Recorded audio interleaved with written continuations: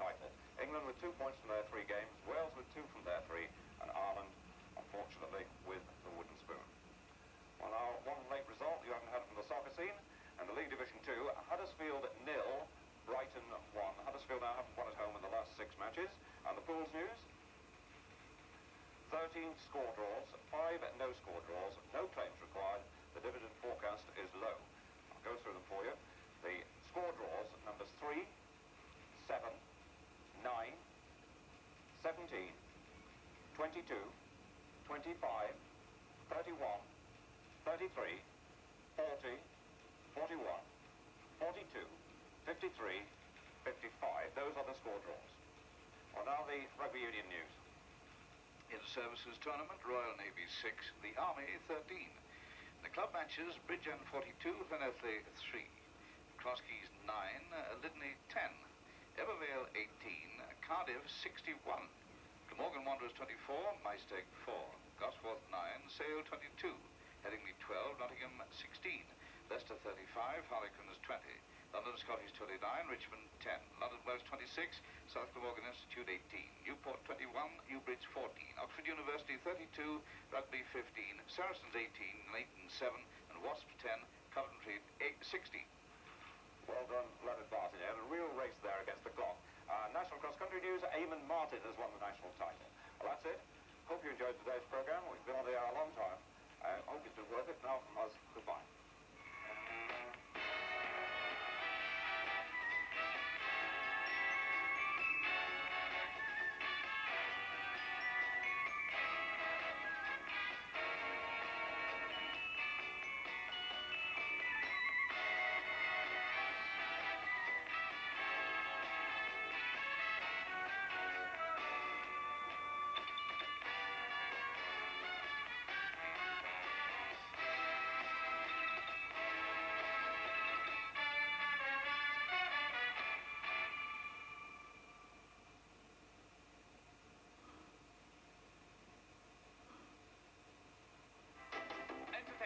Saturday evening on BBC1. At 5:20, the Rod and Emu Show with guests Barbara Dixon and David Grant. At 5:55, Jim will fix it. Mark Cayley gets his wish to be a suitcase at an airport. And Mark Ranson feels the effects of G-force. At 6:30, a change of programme. The comedy classic Some Mothers Do Have 'Em. Frank is followed home by a dog. He was standing at the front gate. I couldn't just leave him there, could I? Yes, well, you should have taken him to the police station. I did. And then I brought him back again. At 7:05, the action film is Butch Cassidy and the Sundance Kid. Well, that ought to do it.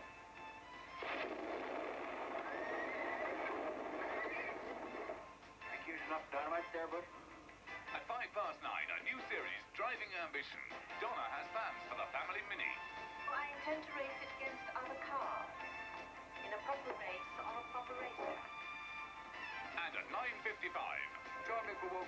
My guests will be Richard Bryars, Gerald Beesman, and the United States, John Rivers. at 10:45, Match of the Day features the games between Leicester and Watford and Chelsea against Oldham. And with a late night horror, Super Beast at 11:35. This is Saturday evening on BBC1.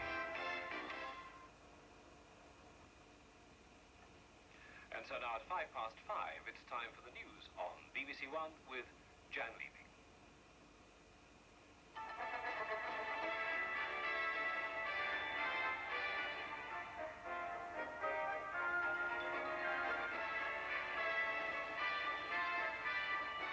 A man has died in a bomb explosion in Armagh City in Northern Ireland, but it may have been a mistake. The booby trap bomb went off this morning after the man, a partner in a firm of undertakers, had driven a car out of the company's garage in Armagh City. He wasn't a member of the security forces, but his partner was a former member of the Ulster Defence Regiment and may have been the IRA's intended victim. Mr. Herbert Burrows was well known in Armagh. He ran an undertaker's business with his brother and a partner. This morning he went to prepare a limousine in readiness for a lunchtime wedding booking. He'd driven the car out of the garage when the booby trap bomb exploded. The force of the blast hurled the 37-year-old father of two over a wall and across the road. He died instantly. It seems the IRA planted the device inside the garage. Before approaching it, the army had to check for more booby traps. Mr. Burrows had no connection with the security forces, but his partner had once been associated with the UDR. Mr. Burrows was frequently seen at the head of police and army funerals in Armagh, representing his firm of undertakers. He could have been killed for that reason, but it's more likely he was murdered by mistake, that the bomb was intended to kill his partner. Animal rights activists are being blamed for damage estimated at £10,000 at the home of an Essex man. They apparently thought he was responsible for exporting dogs to Nigeria. The attack coincides with a demonstration today calling for an export ban. Tony Skase reports. The conference was held specifically to discuss the growing trend to include peace studies in the school curriculum.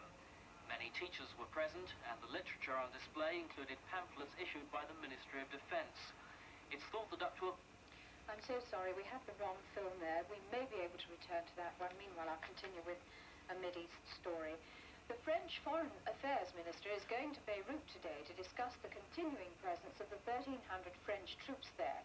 Claude Chesson will be trying to organize what he's called a dignified withdrawal of the French contingent following the Soviet veto of a United Nations peacekeeping force last Wednesday.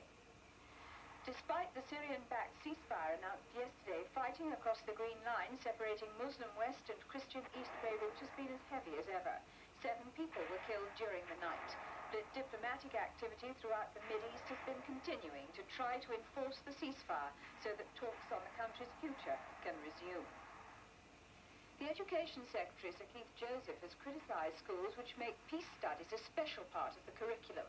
At the London conference of the National Council of Women, he condemned what he said were attempts to exploit the peace issue in the classroom. Peter Gould reports. The conference was held specifically to discuss the growing trend to include peace studies in the school curriculum. Many teachers were present, and the literature on display included pamphlets issued by the Ministry of Defence. It's thought that up to a quarter of the country's education authorities now encourage teachers to discuss the subject with their pupils. But Sir Keith warned that political views should not be promoted in the classroom. I deplore such attempts to trivialize the substance of the issue of peace and war, to cloud it with inappropriate appeals to emotion, and to present it so one-sidedly that if the teacher actually adopted the guidance, he or she would be guilty of indoctrination. Sir Keith said he deplored attempts to preach one-sided disarmament to primary pupils with the use of such slogans as "babes against the bomb," and said parents should not hesitate to complain. We seem to have sorted out our film now. The animal rights activists who are being blamed for damage estimates at £10,000 at the home of an Essex man, they apparently thought he was responsible for exporting dogs to Nigeria. The attack coincides with a demonstration today calling for an export ban. Tony Skase reports. In an early morning raid at Chigwell, campaigners attacked cars, including a Rolls-Royce, with paint stripper. Later, animal rights activists claimed responsibility, alleging that the owner, Mr. Clive Bourne, was the boss of a company which exported dogs to Nigeria. Protesters daubed slogans on Mr. Bourne's home. He said he was only a cargo handling operator at Manston Airport and reacted strongly to the attack. Absolutely horrified and disgusted. I'm afraid they fit the wrong person and the wrong company. We purely handle the dogs at Manston. We have no involvement with the selling or buying of dogs. We actually haven't even handled any dogs since October. We don't even carry the dogs. In London, 600 protesters took part in a march calling for a ban on the export of guard dogs to Nigeria. The organisers denied being involved in the Essex vandalism. They said dogs suffer from heat, overwork and undernourishment in Nigeria. They delivered a wreath to the Niger.